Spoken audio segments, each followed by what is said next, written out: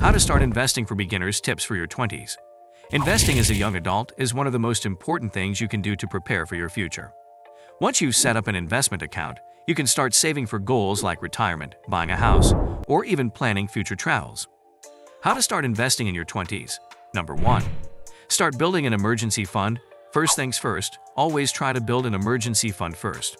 They ensure that you are protected against unexpected expenses, such as a job loss or natural disaster, but they also develop the habit of donating funds regularly. How much should you save? There are mathematical and emotional answers, says Claire Beams, a financial planner at Reinvest in Cincinnati, that saves 3 to 6 months of your fixed operating costs. But emotionally, the money may not be enough to sleep at night. How to find the perfect answer for you? Even if you start with just $100 or $500 in a high-yield savings account, you can still add money to your fund regularly and build it up over time. Number 2. Set your investment goals. Once you've donated your emergency fund, start thinking about the goals you want to work on by investing. Ultimately, you look at all the experiences you want to have in your life and prioritize those things, says Beams. For some people, they may want to go every year or buy a car within 2 years, and they want to retire at 65. To make this possible, he made an investment plan. Accounts you use for short-term purposes, such as beach travel, are different from those you open for long-term retirement purposes. However, the most important thing in your 20s is to start saving. Committing to a certain level of savings and increasing it year after year is the biggest impact you can have on starting your savings career, says Ross Menk, a certified financial planner at Lindale Financial in Nashville, Tennessee.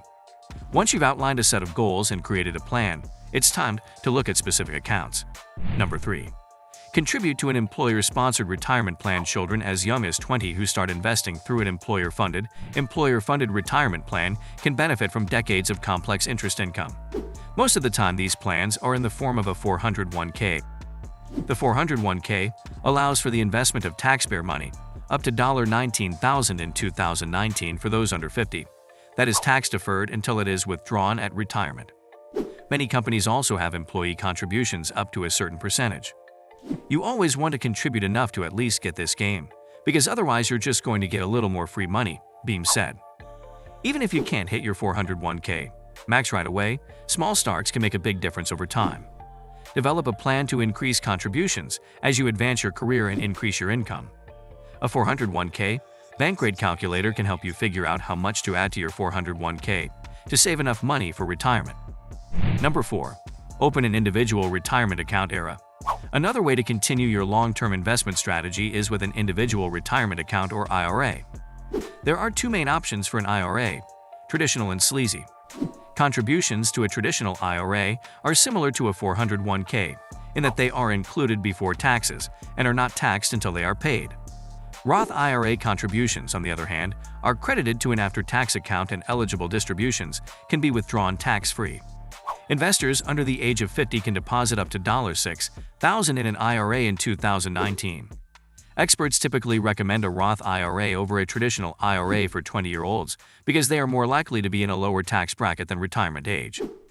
We always love the Roth option, Beams says.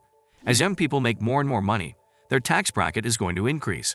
They're paying into those funds at that lowest tax rate today, so that when they retire they can take that money out without tax. Still, Menk advises investors of any age to consider their personal situation before making a decision. It's all dependent on when you want to pay the tax and when it's most appropriate for you based on your personal circumstances, he says. Number 5. Find a broker or robo-advisor that meets your needs for long-term goals that don't necessarily have to do with retirement, such as an upfront payment for your future home or your child's education costs. A brokerage account is ideal. And with the advent of online brokers and robo-advisors like Betterment, Acorns, and Wealthfront, they are more affordable than ever for young people starting with little money. These companies offer low fees, reasonable minimums, and educational resources for new investors, and your investments can often be easily made via an app on your phone. For example, Betterment only charges 0.25% of your assets, with no minimum balance annually, or 0.4% for premium plans that require a minimum of $100,000 in your account. Many robot wizards simplify the process as much as possible. Provide some information about your goals and your time horizon, and the robo-advisor will select an appropriate portfolio and regularly balance it for you. There's a lot of good options out there and each of them has their own specialty, Meg says. Shop around to find the one that best fits your time horizon and contribution level. Number 6. Consider leveraging a financial advisor.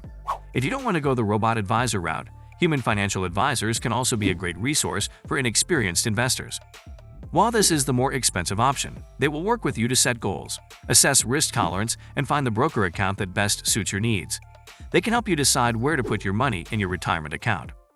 Financial advisors will also use their experience to guide you in the right direction of investing. While it's easy for some young investors to get into the excitement of daily market highs and lows, a financial advisor understands how the long game works. I don't believe investing should be exciting. I think it should be boring, Meg says. It shouldn't be seen as a form of entertainment because it is your life savings. Boring is okay sometimes. It's coming back to what your time frame is and what your goal is. Number 7. Keep short-term savings somewhere easily accessible. Keep your short-term investment, such as your emergency fund, which you may need to access at some point, in a place that is easily accessible and not subject to market fluctuations. While they don't make as much money as you might invest in stocks, high-yield savings accounts, CDs, and money market accounts are good choices. If you need the money available in a couple of years, then it shouldn't be invested in the stock market, Meg says.